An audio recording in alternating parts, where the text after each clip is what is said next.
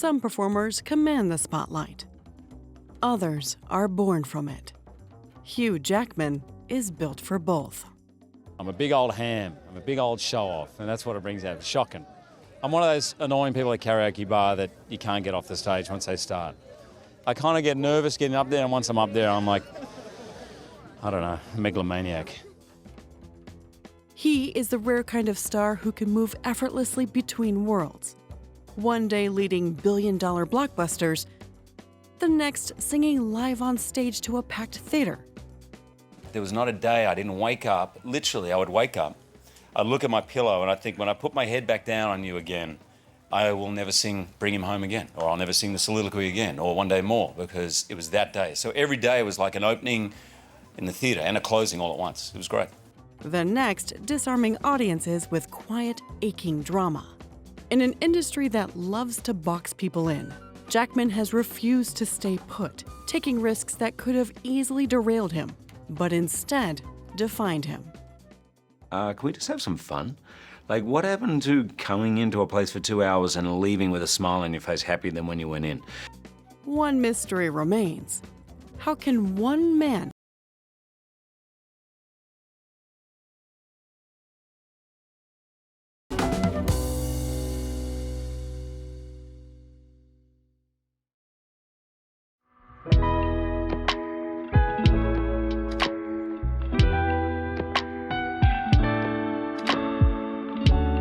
Our story begins at the dawn of the new millennia, in the sparkling sunny shores of Sydney, Australia, where the blossoming talent of Hugh Jackman resided. I'm the guy who did acting since he was 5 as an amateur, right? I just loved doing it. And then all of a sudden at 26, I kind of got a job and I started working.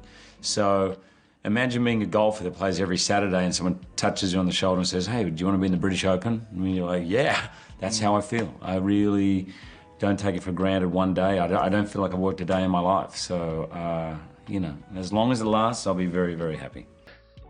Acting to me, and this is going to be a very serious answer, but I think I got into acting more because I was interested in those questions about life. Like, who am I? What's our purpose? What are we doing here? I was 20, 21, I was getting it. And through acting and acting training, I remember thinking this is just a really great way to get to know, first of all, who you are, what motivates you. And so on some level, I'm more interested in that sometimes than even acting. Of course, life was far from boring for Mr. Jackman. He had been flourishing on stage for several years. Hollywood was the logical next step. If he landed a role in something big, he could become not just a national treasure, but a global icon. Something audiences could really marvel at. And that's when the opportunity of a lifetime presented itself. A casting call for a grand, big-screen adaptation of the superhero comic book series, X-Men. The opportunity to be in a big-budget Hollywood production and act alongside the likes of legendary talent such as Patrick Stewart and Sir Ian McKellen was ever so tempting. When I was a drama school student, we saw these tapes on how to play Shakespeare that Patrick stars in, right? So he was, and I watched it over and over again. I wanted to go to the Royal Shakespeare Company and work with Ian McKellen and Patrick Stewart on Shakespeare. When I turned up on set, I was fully starstruck. I was like... He stepped onto the set, proudly introduced himself to the director Bryan Singer, acted his heart out in the auditioning room, and didn't get the part. Scottish actor Dougray Scott of Mission Impossible 2 fame was instead chosen for his action hero reputation and proven talent. Jackman returned home with a bitter taste of defeat. However, in a cruel twist of fate, Dougray Scott was injured on set, bringing filming to a standstill. In a panicked state of shock, the studio desperately needed someone to fill in the shoes of Scott. So without missing a beat, Hugh set forth to grab this bull by the horns. Or in this case, by the claws. One training montage and several months of shooting later, the world was at long last introduced to Hugh Jackman in a role that would immortalize him in pop culture forever. as the one and only Wolverine.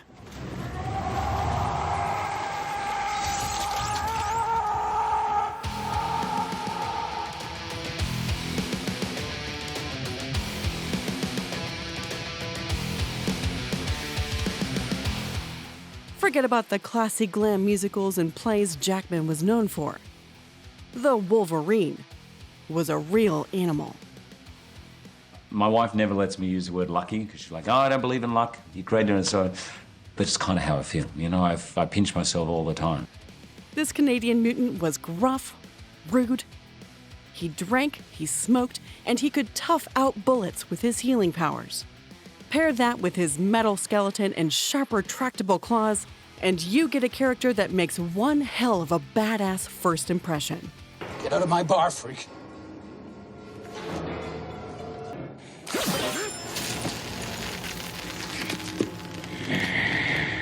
X-Men was a huge success and made superhero films cool again. A lot of the stunts we do are always have a little bit of adrenaline to them. If they don't have a bit of adrenaline, then, you know, it's going to look a little boring on the screen. So I always like a stunt where we say no acting required, i.e. you're a little bit nervous about it. The success of X-Men launched Jackman's career into the stratosphere, practically overnight.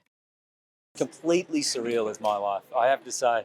Almost, I think one of the dreams I had growing up was to be the National Theatre in London. And when I did that when I was 28, I was like, oh, I haven't really thought of anything else. So pretty much everything else has been a bit of a bonus.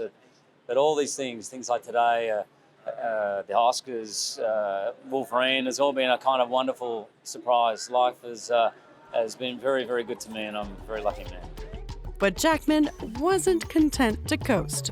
The follow-up film, X2, X-Men United, arrived in 2003 and only amplified his momentum. Bigger, bolder, and more ambitious, it leaned heavily on Wolverine's arc, and Jackman delivered. His performance balanced grit with emotional weight, elevating what could have been a two-dimensional rage machine into something more human, more haunted. Hollywood took notice. What followed was a series of roles designed to test his bankability and his versatility. In 2004, he starred in Van Helsing, a dark action horror reimagining the classic vampire hunter. I shall give you back your life, your memory. Some things are better left forgotten.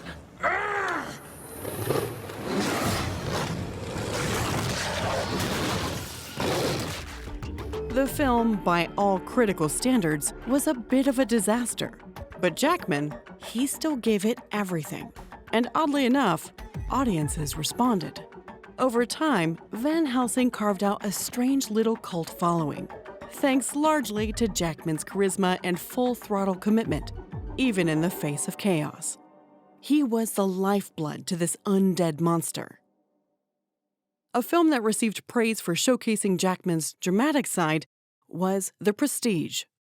This Christopher Nolan thriller gave Jackman one of his most layered non-musical roles, casting him as Robert Angier, a showman magician obsessed with revenge and outdoing his rival.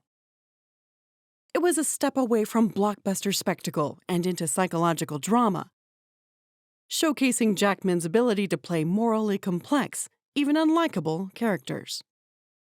For Jackman's career arc, The Prestige was an early signpost that he wasn't content to be typecast, sowing the seeds for future dramatic turns. Then came X-Men: The Last Stand, the third entry in the X-Men franchise. It wasn't as sharp or beloved as its predecessors, but by this point, Jackman was Wolverine. His presence grounded the film, and his scenes, especially the emotional ones, reminded audiences why they'd fallen in love with the character in the first place. And despite the name, this was by no means the last stand for Wolverine. Deep down, I know there is a time where I have to hand over the claws. I don't know when that will be. It may not be my decision, by the way. In fact, that's more likely to be the case. So I'm really making the most of it. I turned up on day one of set with this incredible cast, we bonded so closely. It was my first film, and for many of us, our first big major film, and we are all so close. I feel unbelievably grateful, and I feel I do know him really well, you know. Still, behind the scenes, you could sense Jackman trying to stretch. He dipped into more dramatic territory with films like The Fountain, a visually ambitious, deeply philosophical sci-fi romance that was divisive, to say the least. Jackman wanted to show range, not repetition. By 2008, he had stacked a resume most actors would kill for. Romantic leads, sci-fi dreamers, monster hunters, family fun. Was there anything this man couldn't do? Being in a movie like this is amazing. And can someone put that away? Sorry, can you move? Yeah. Nice pictures. Thank you. What was that I've been sending them to all my friends. In wallet size, poster size, all that. They're back in Australia because I can't tell you the amount of hell I'm getting from my mates in Australia. Though the world saw him as a blockbuster king, this was only the tip of the iceberg. I brought you all here today. No. How are you all? Yeah. Our Huey had really hit it the big time. Once a humble theater kid from down under, he was now ebbing closer to global stardom. From magazine covers to red carpets, to action figures and talk show couches, he was everywhere. But just as Hollywood was celebrating its latest golden boy, Jackman made an unexpected move. He went home. In Australia, Baz Luhrmann's sweeping operatic wartime epic, Jackman played the rough-around-the-edges drover opposite Nicole Kidman's English aristocrat. I will have you know that I am as capable as any man. Guests. When I used to guess, that's what I was about to say. But now you mention it, I happen to quite like the women of the outback. But they're mostly native women. Aboriginal women. They're very easy to get along with, if you try. Those movies, you kind of go to the movies as a kid and think, oh, one day I want to be in one of those. It's like... Even Indiana Jones, and it's just sort of John Wayne. It's unbelievable, really, the opportunity to do all those things in one. It was a film steeped in grandiosity, old-fashioned in its romanticism, modern in its scale. Critics didn't quite know what to make of it. Some found it bloated, others thought it beautiful. But nobody could deny one thing: Jackman shone. He brought a pulpy heroism to the role, yes, but also something softer. Jackman's charisma was recognized and put on full display when he was asked to host the Oscars for the 81st Academy Awards. I am Hugh Jackman, and I've waited so long. And no recession can stop my confession or silence my song. These are the Oscars, and this is my dream. Him being chosen to host was a sign that Hollywood recognized the appeal Jackman had. And of course, Jackman wasn't going to let this opportunity to show the world his musical passion go to waste. Still, he wasn't done with Wolverine, not by a long shot. That same year came X-Men Origins, Wolverine, Jackman's first solo outing as the character that made him a star. On paper, it was a dream, a deep dive into the backstory of a beloved anti-hero. But the execution left much to be desired. Plagued by production issues, rushed visual effects, and a script that felt more like patchwork than a story, the film stumbled. And yet, even in its weakest moments, Jackman was trying. You could feel it. There was still fire behind the eyes.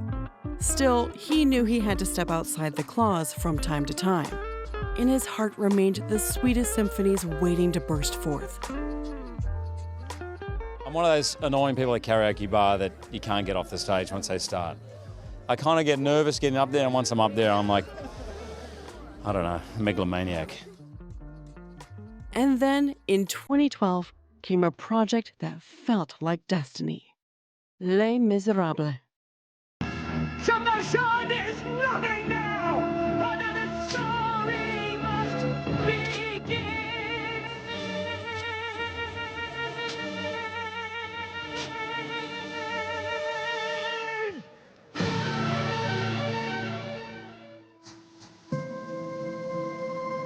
I was so stalkerish about getting the role.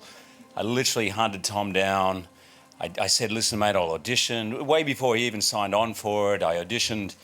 And when I got the call about getting the part, that's when it hit me. You know, it's one of those things, careful what you wish for, because all of that history from Colin Wilkinson on stage right through, of course, I downloaded every film, all the French films, the Anthony Perkins film, every film that had been made, and I then proceeded to watch none of them because I think either I was part terrified or part I just realised I kind of got to make this my own, and even though it is the Hamlet of roles, in a way, for an actor, I just have to sort of make it my own. So then I just went into ignorance is bliss and sort of did it with Tom, you know, who was an incredible director for an actor. So just went from there, man. But was there pressure? Sure. Yeah. At last, a film where he didn't have to hide the voice, the training, the theatrical instinct. Jackman threw himself into the role of Jean Valjean with a kind of fearless vulnerability. He didn't just sing the songs. He felt them, broke them open, let them bleed.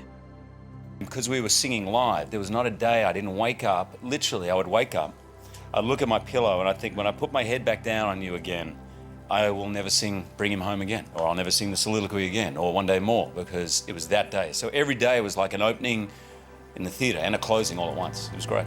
It was triumphant. He earned a Golden Globe. He was nominated for an Oscar. But more than that, he was seen. Truly seen. My name is Valjean. I can't even do it. Look at this. Come on. Okay, help me out. Get me started. What have I done? Sweet Jesus, what have I done? Become a thief in the night, become a dog on the run. How's that? Have I fallen so far? Is the hour so late? Not through me, through the cry, my beep.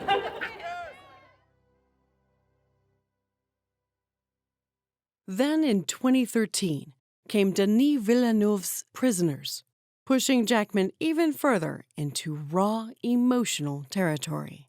This wasn't the charming hero audiences had come to expect. It was a broken, angry, morally gray man, and Jackman's performance was hailed as one of the best of his career.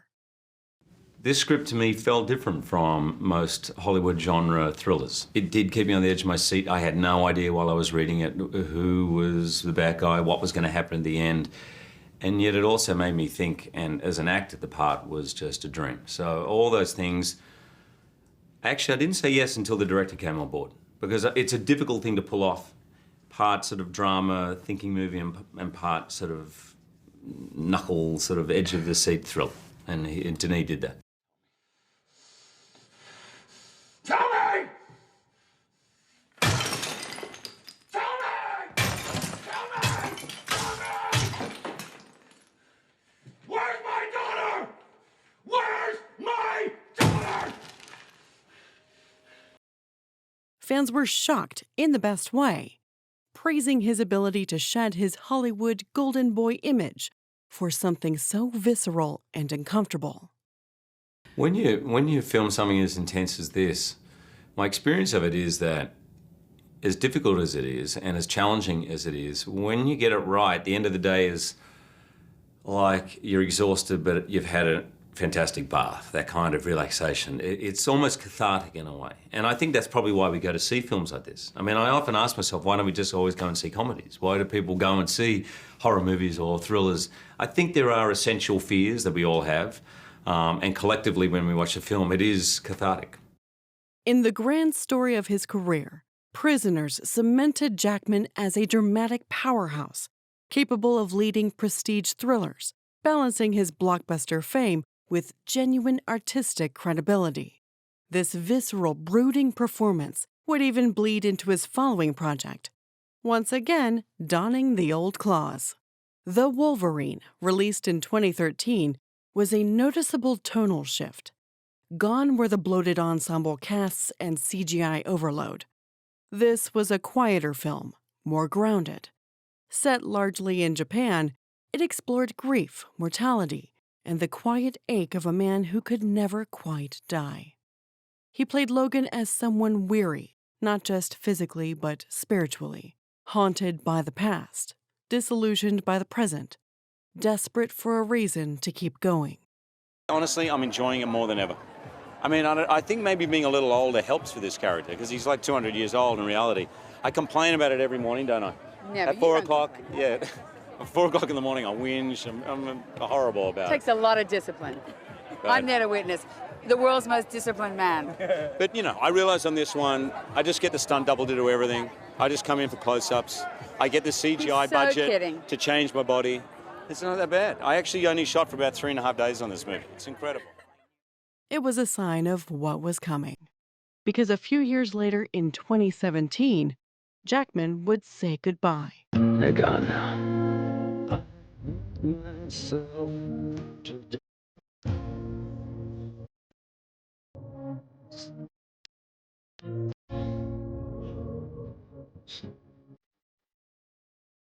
I'm thrilled. I've never been at the Berlin Film Festival, which is obviously world-renowned for being a celebration of quality film. So to be here with something like this, the first sort of comic book movie to come here, is a great honor.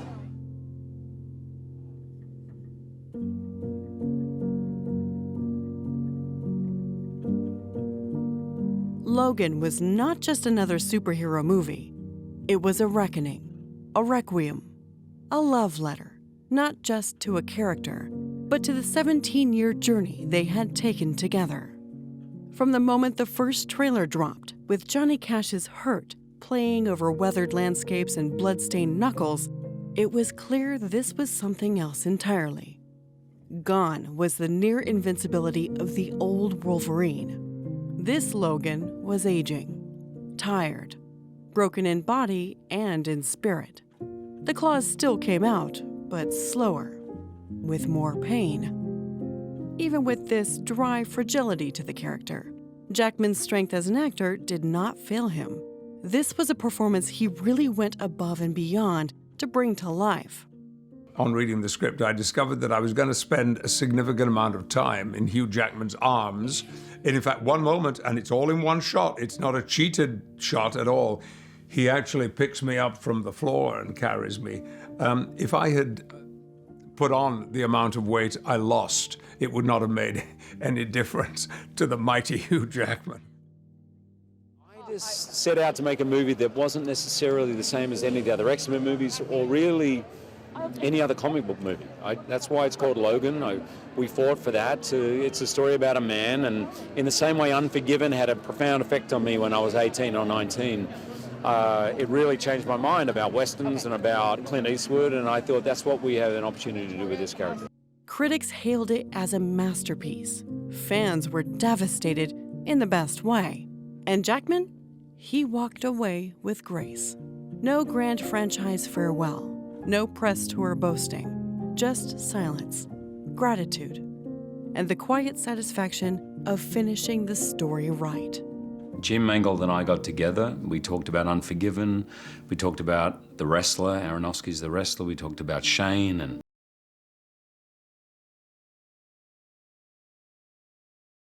a study of the effects of violence as much as about the actual claws and slashing. And so I said, mate, this is my last time. So we said, let's make that movie. Let's really get to this character. And I thought the studio would say no. They didn't. They said yes. But it wasn't until I saw the film that I feel at peace. And it's a movie I'm proud of. And for me, it is the definitive movie about this character that I know, for me. But, you know, like the comic books, there's been, I don't know how many people who've really done a great job with this character. And I hope many more people will come and do the same. The claws were put away, and the wounds were healed. But even though Logan was put to rest, the show had to go on. And go on it did.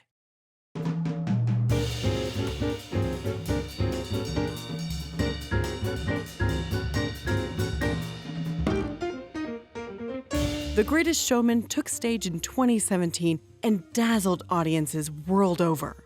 This film offered him something new, the chance to remind audiences why he had fallen in love with performance in the first place. Certainly a feel-good, heart-opening, very positive, wears its heart on its sleeve, bit of entertainment about claiming who you are, feeling good about yourself and good about the world at a time where you pick up the newspaper and it doesn't seem so positive or optimistic. In some ways, timing was right, which is amazing because we spent 8 years trying to get it made. But weirdly, I was speaking with the director last night about it, and he said there's something about it, his goal the whole time, if it was just the timing, would it still be connecting now, like a year later? Like someone told me a few weeks ago, we were #1 again 3 weeks, that's a year after it came out. So maybe some of the, I don't know, the answer is I don't know, but maybe there's something universal. As P.T. Barnum, he was selling hope, wonder, and unabashed optimism. P.T. Barnum was a flawed character, but a genius in many, many areas. He really was a pioneer. He changed show business forever.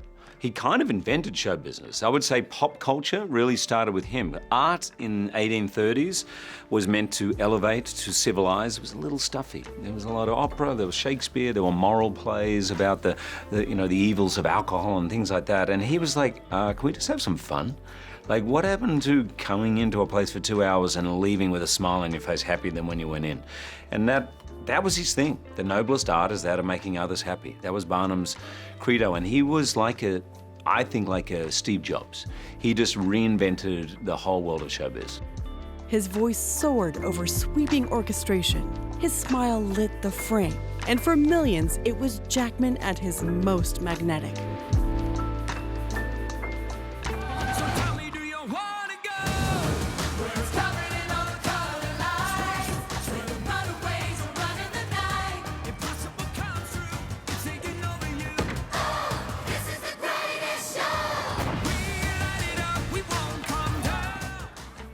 I pinch myself, to be honest, that I'm doing this project, that Fox would have the courage to do an original movie musical which hadn't been done for 23 years when we were greenlit, that someone like me, who I've always loved song and dance, but I didn't get my first job as a singer or dancer until I was 26. This has been a huge sort of surprise to me and a great thrill, but to do it with this show, with these people, in a big film like this at this time of year is a dream.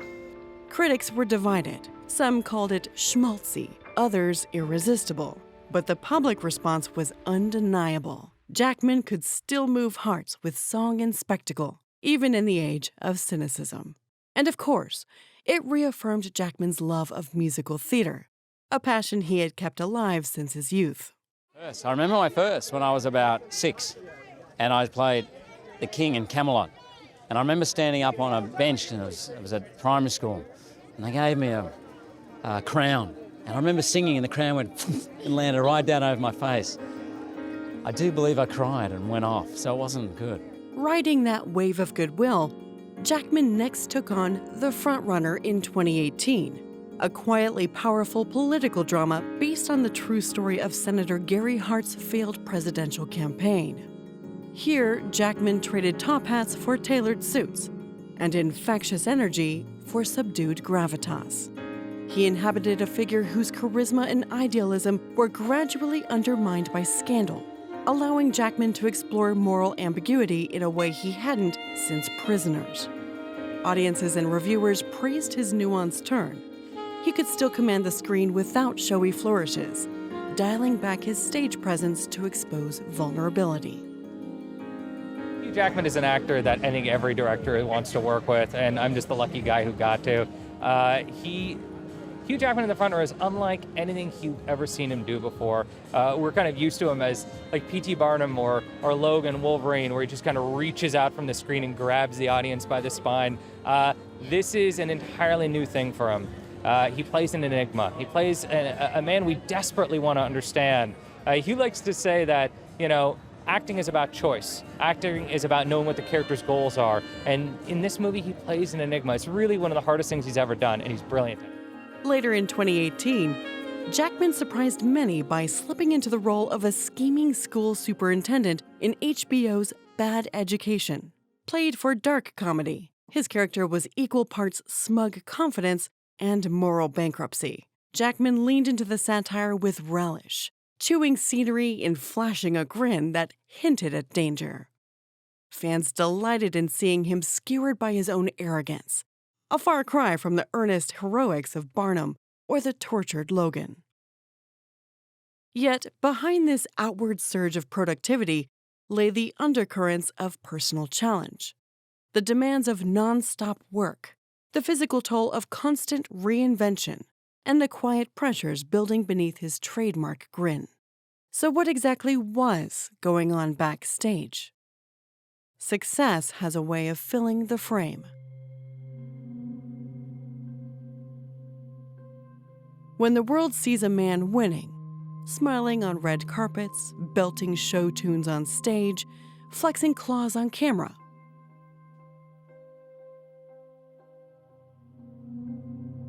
it's easy to forget that real life doesn't pause for applause. Behind the curtain of Hugh Jackman's continued rise was a quietly unfolding battle.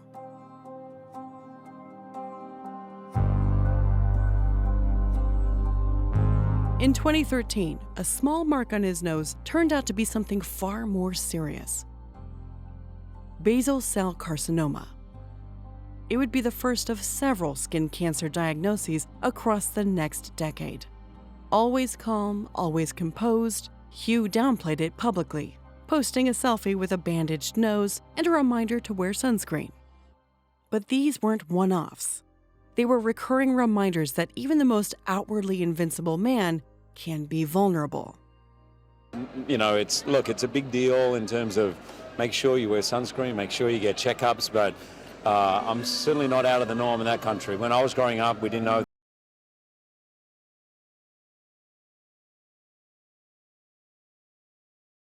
We've learned a lot now. I think Australia's come a long way. During these same years, Jackman's life remained extraordinarily full. He wasn't just starring in films, he was transforming them. Les Misérables in 2012 had pushed him to his limits physically and emotionally, with punishing weight loss, long hours, and intense vocal training. But life at that speed can change the shape of things. Throughout this whirlwind, Jackman's marriage to Deborah Lee Furness, his partner since the early days, remained publicly steady. They were often described as one of Hollywood's rare success stories, 27 years strong, always affectionate, always smiling together.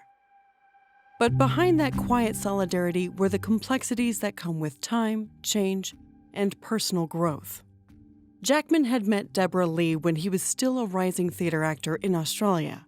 She was older, established, and utterly magnetic. He often described her as the most important person in his life, the anchor that held him steady. And for a long time, that seemed unshakable. But even the strongest anchors are tested by the currents of fame, distance, and shifting identity. Mortality, aging, reflection. He was no longer the wide-eyed newcomer. He was a man in his mid-40s, managing the weight of his health, his fame, and his marriage, all while smiling for the cameras. Eventually, after 27 years, Jackman and Deborah Lee would announce their separation. It would shock fans and stir headlines. But to those paying attention, it wasn't a rupture. It was the soft, inevitable consequence of years quietly diverging. This section of Jackman's life, then, isn't defined by tragedy or scandal, but by resilience, by quiet recalibration. He had faced illness, endured loss, and begun a slow unmooring from the only romantic partnership he'd known in his adult life. And through it all, he never stopped moving, never stopped smiling, never stopped dreaming about the stage. Because even when life grew uncertain, the spotlight was always waiting.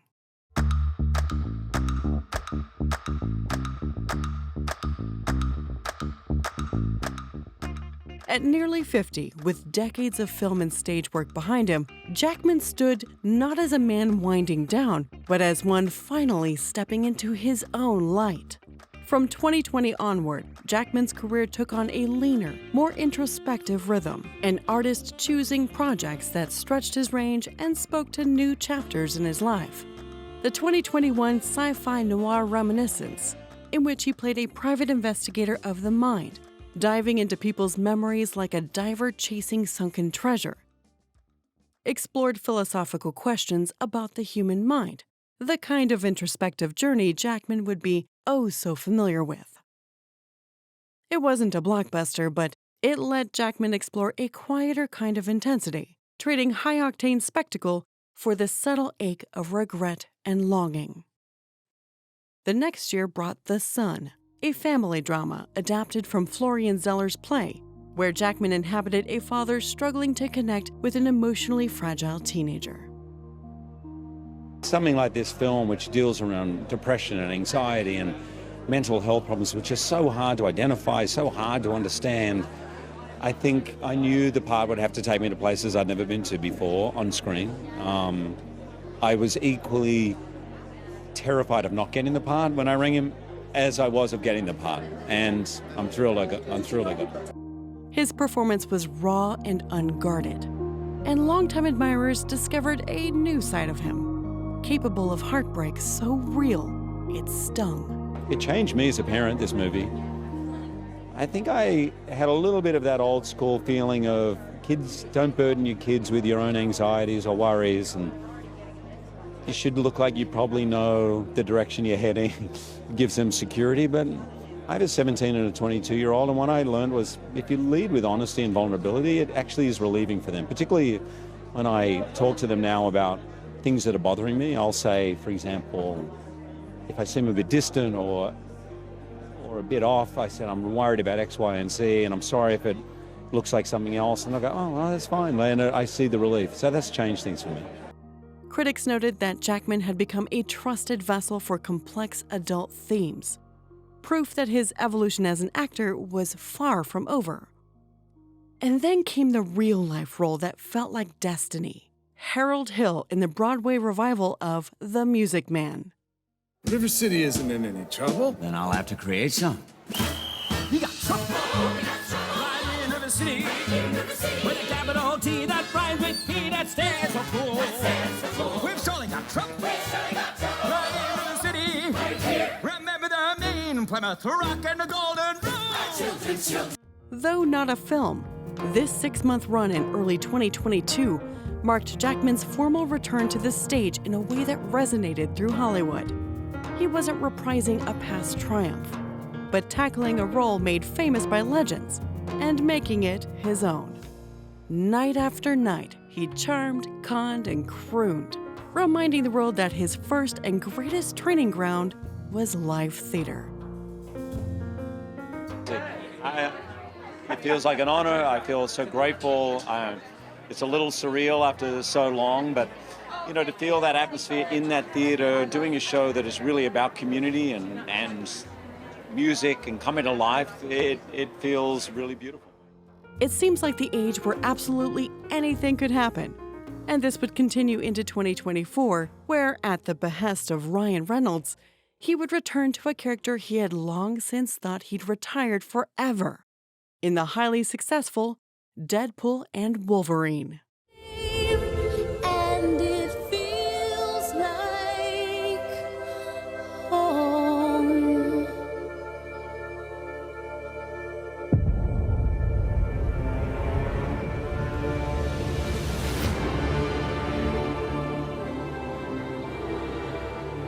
Holy sh! He assured fans that he would not dishonor the legacy and finality of Logan. He was playing a Wolverine from another universe. Here, Jackman found fresh humor in the character he'd lived with for almost a quarter of a century. I can tell you, for me, having played this character for 24 years, there's whole sides of Wolverine you've never seen before in this movie. These guys wrote it so beautifully and carefully, and I can tell you, fans are gonna dig it. There's some stuff I've been scratching around for a long time to try and solve, and we solve it here. Yeah, the movie really is it's two things. It's an ode to joy in many ways. I mean, at its best, movies like this, you want to feel that wish fulfillment. You want to walk out of the theater just feeling utterly filled with joy, and then also it's filled with surprises. I mean, I'm kind of amazed we've been able to get away with this many surprises for this long. Not to mention, finally donning a yellow, comic-accurate costume fans have been begging for since the very beginning. Even with age and a few health hurdles, Hugh trained relentlessly to get back in shape for Wolverine, looking the same at 55 as he did at 30. So Hugh would work out like crazy on set. Ryan far lazier, at least physically. But one time, I think it was Ryan who was eating like an insane amount of eggs, and I was like, "What? Like, how many eggs you eat in a day?" And both he and Hugh started laughing, and they were like, "I don't even know how to count that high." I mean, I know for Hugh in particular, the amount of calories, of specific types of calories he had to put in his body a day was harder than any of the physical working out. As the future unfolds, there is no telling what Jackman will do next. His career is steeped in possibility and limitless potential. We're flying around the world with our best mates, staying in the best hotels, promoting a movie we love. It's pretty awesome. Marvel are suckers. Yeah, don't tell them. It's crazy. The hotels are crazy. Yeah. I got upgraded. Yeah. He's proven that career reinvention needn't be a distant dream. It can happen in real time, across genres, platforms, and stages. One thing remains certain. Hugh Jackman still knows how to give us exactly what we didn't know we needed.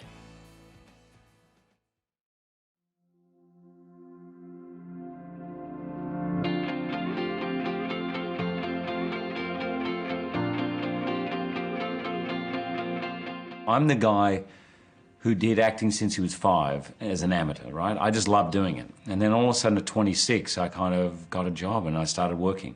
So imagine being a golfer that plays every Saturday and someone touches you on the shoulder and says, "Hey, do you want to be in the British Open?" And you're like, "Yeah, that's how I feel." I really don't take it for granted one day. I don't feel like I've worked a day in my life. So, you know, as long as it lasts, I'll be very, very happy. Hugh Jackman's journey is one defined not by fame alone, but by purpose. He has been a movie star, a Broadway headliner, a beloved pop culture icon. And yet, through it all, he has carried himself with a rare grace. Even as the weight of expectation bore down, whether as Wolverine, as a stage-leading showman, or as a man facing deeply personal battles, he has continued to perform with generosity, heart, and a sense of wonder. His legacy is not tied to one role or one genre, but to a belief that art matters, that audiences deserve sincerity, and that a performer's job is to give everything, every time. In a world obsessed with reinvention and relevance, Jackman has simply kept moving forward. And though his story is still being written, on stage, on screen, and in life, what's certain is that Hugh Jackman has already earned his place among the rare few who have managed to be both larger than life and undeniably real. The curtain hasn't fallen. Not yet.